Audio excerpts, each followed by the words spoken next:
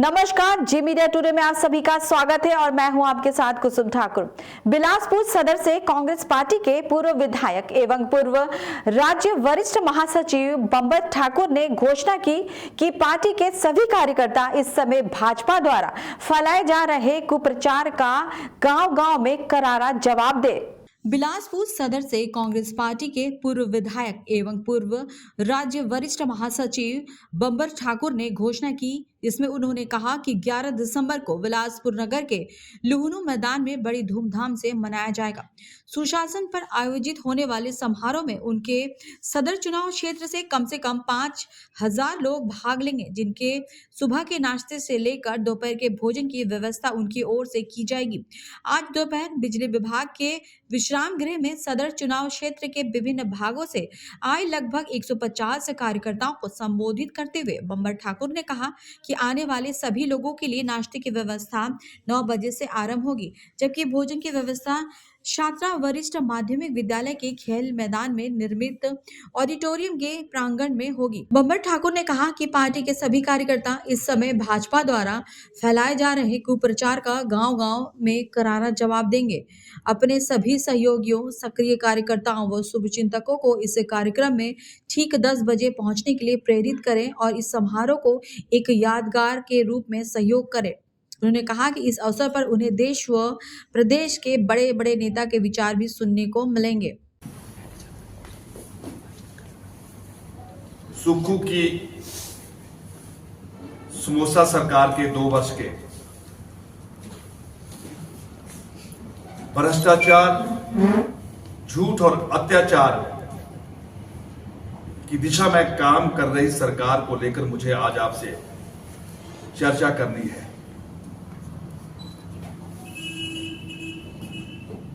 मित्रों, हम सब जानते हैं कि हिमाचल प्रदेश में 2017 से लेकर 22 तक हिमाचल प्रदेश की सियासत में भारतीय जनता पार्टी की डबल इंजन की सरकार प्रदेश की सेवा में काम कर रही थी और उन 5 वर्षों में जिस प्रकार से डबल इंजन की सरकार ने हिमाचल प्रदेश को हर दृष्टि से आगे बढ़ाने का जो काम किया था, निश्चित तौर पर हिमाचल प्रदेश की जनता ही नहीं, हमारा प्रमुख मुख्य दल जो हमारा विरोधी दल है कांग्रेस पार्टी के लोग भी ये कहते थे कि इस बार भारतीय जनता पार्टी को हराना आसान नहीं, बेहद मुश्किल होगा। उसका कारण क्या था? उसका कारण यह था कि जिस प्रकार की योजना की दृष्टि से हिमाचल प्रदेश को चहुमुखी रूप से आगे बढ़ाने का जो काम किया था और देश के यशस्वी प्रधानमंत्री मोदी जी के आशीर्वाद से जो प्रदेश को जो योजनाएं आई थी, उनका पूरी ईमानदारी के साथ उसको नीचे धरातल तक मूर्त रूप देने का जो काम किया था, ये उसकी सबसे बड़ी ताकत लोगों को नजर आ रही थी और उससे कांग्रेस भी प्रभावित थी। लेकिन दुर्भाग्यवश चुनाव के दौरान कांग्रेस पार्टी ने उस समय के छत्तीसगढ़ के मुख्यमंत्री श्री भूपेश बघेल जी को हिमाचल के चुनाव का प्रभारी नियुक्त किया और उन्होंने हिमाचल प्रदेश में चुनाव प्रभारी के रूप में कांग्रेस की पहली बैठक में वहां पर जो उपस्थित लोग थे उनकी बैठक में भी ये चर्चा की कि हमारे पास भी दिल्ली में ये रिपोर्ट है कि भारतीय जनता पार्टी को हराना मुश्किल है, लेकिन एक ही रास्ता है कि जिस प्रकार से छत्तीसगढ़ में हमने सत्ता हासिल करने के लिए जो गारंटियों का झूठा जाल बुना है, अगर हिमाचल प्रदेश में भी अगर उस नक्शे कदम पर हम चलेंगे तो कांग्रेस पार्टी हिमाचल में सत्ता हासिल कर सकती है। और हुआ भी वही कि कांग्रेस पार्टी की उस बैठक में जहां कांग्रेस के वरिष्ठ लोग थे, जहां कांग्रेस के चारों कार्यकारी अध्यक्ष उस बैठक में थे। और जब इस प्रकार का प्रस्ताव कांग्रेस के उस समय के चुनाव प्रभारी भूपेश बघेल जी ने रखा, तो उस समय के कांग्रेस के 3 कार्यकारी अध्यक्ष श्रीमान पवन काजल जी, श्रीमान हर्ष महाजन जी और श्रीमान राजेंद्र राणा जी, इन्होंने बैठक के बीच में कहा कि इस प्रकार के अगर गारंटियों को हम जनता के बीच में लेकर जाएंगे तो उसके लिए बजटीय प्रावधान कैसे हम पूरा करेंगे। फिर कांग्रेस के नेता भूपेश बघेल जी ने कहा कि अगर यह सवाल आप करोगे तो आप हिमाचल की सत्ता में कभी नहीं आओगे। और उस दबाव के, उस विरोध के, उस बैठक के उस दौर में हमें याद है कि उस समय के कार्यकारी अध्यक्ष श्री पवन काजल जी और श्री हमान हर्ष महाजन जी ने उसी दौरान कहा कि अगर इस प्रकार के आप लोगों के बीच में झूठ का सहारा लेकर जाएंगे तो हमें इस पार्टी में रहना बिल्कुल उचित नहीं है। और हुआ, आपके सामने हुआ। हमारे उन नेताओं ने उस समय ही खबरदार कर दिया था कि हिमाचल प्रदेश के लिए अगर ऐसा हुआ तो यह सुखद निर्णय नहीं होगा। और मित्रों, कांग्रेस पार्टी ने चुनाव के उस दौर में जनता को जो ठगने का काम किया कि 10 गारंटियों का एक जाल बुनकर, और उस जाल में कांग्रेस पार्टी कामयाब होगी, अर्थात वो प्रदेश की सत्ता में आसीन हो गई। और जब प्रदेश की सत्ता में आई तो उसमें कांग्रेस के नवनियुक्त मुख्यमंत्री श्रीमान सुक्खू जी ने कहा कि हम नई व्यवस्था परिवर्तन के रूप में हिमाचल प्रदेश का नेतृत्व करेंगे। और हिमाचल प्रदेश के लोगों को भी लगा कि निश्चित तौर पर एक नई व्यवस्था का जो नारा मुख्यमंत्री ने दिया है, कैसा वो नया व्यवस्था परिवर्तन का दौर होगा। और मैं आज आपके बीच में ये बता रहा हूं कि हिमाचल प्रदेश के राजनीतिक इतिहास में नई व्यवस्था का पहला उदाहरण 1 महीने तक हिमाचल प्रदेश का मंत्रिमंडल का गठन नहीं हो सका।